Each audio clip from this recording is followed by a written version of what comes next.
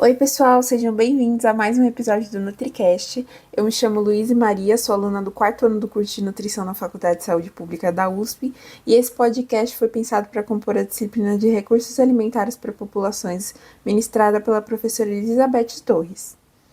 Você já parou para pensar que, além dos nutrientes que a gente conhece, então as proteínas, carboidratos, gorduras, o que chega no seu prato pode conter substâncias que você nunca vai saber que ingeriu, mas que podem impactar profundamente na sua saúde endócrina e metabólica?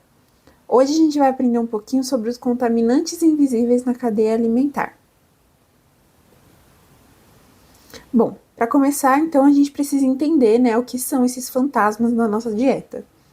Os contaminantes são substâncias invisíveis a olho nu e que são adicionados aos alimentos de forma não intencional, diferente dos aditivos, por exemplo.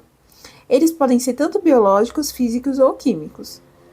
As legislações europeia e brasileira definem contaminante como qualquer resíduo presente no alimento resultante de produção, processamento ou poluição ambiental. Um exemplo alarmante e infelizmente comum que a gente tem hoje em dia são os microplásticos. Existe uma norma chamada ISO-TR 21960-2020 que descreve os microplásticos como partículas sólidas e insolúveis em água com tamanho entre 1 e 1000 micrômetros. Para vocês terem ideia, a produção global de plástico já chegou a 400 bilhões de toneladas anuais, e essas micropartículas já foram detectadas em locais tão remotos quanto o Monte Everest e até na placenta humana. Na nutrição, a presença dessas partículas é um sinal de alerta por dois motivos principais.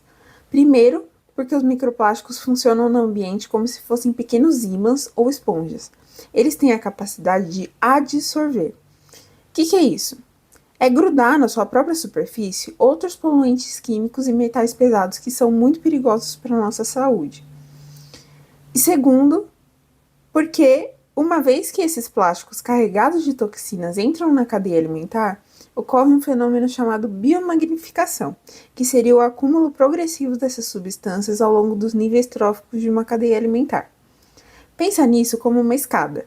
Um animal pequeno ingere o plástico, depois um predador maior come vários desses animais pequenos e acaba acumulando no seu próprio corpo todo o veneno que eles tinham. Conforme a gente vai subindo os níveis da cadeia trófica, a concentração desses poluentes vai ficando cada vez maior e mais perigosa. Como a gente está no topo dessa cadeia, a gente acaba recebendo uma carga de contaminantes muito mais alta do que aquela que estava originalmente no ambiente. Mas por que, afinal, isso representa um problema tão crítico à nossa saúde? O grande dilema é que todos os dias novas substâncias químicas são lançadas no meio ambiente, o que transforma a nossa dieta em uma via de exposição constante e invisível.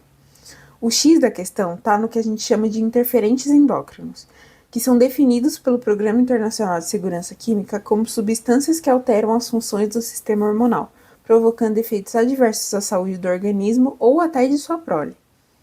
Dentro dessa categoria, a gente tem ainda os POPs, que são poluentes orgânicos persistentes, lipofílicos e resistentes à degradação, o que permite que eles se acumulem na gordura dos alimentos e imitem hormônios naturais no nosso corpo. Um exemplo clássico desse mecanismo é o bisfenol A, ou BPA, que é um xenoestrógeno presente no revestimento de latas e plásticos que migra para o alimento quando em contato com altas temperaturas. Para o nosso metabolismo, o impacto é direto, porque as evidências mostram que o BPA, mesmo em concentrações muito baixas, é capaz de suprimir a liberação de adiponectina, que é um hormônio de extrema importância na ação do corpo contra as síndromes metabólicas. Aí você pode estar se perguntando, mas isso não deveria ser controlado? Em alguns países, são muitos os desafios enfrentados pela vigilância e pela legislação.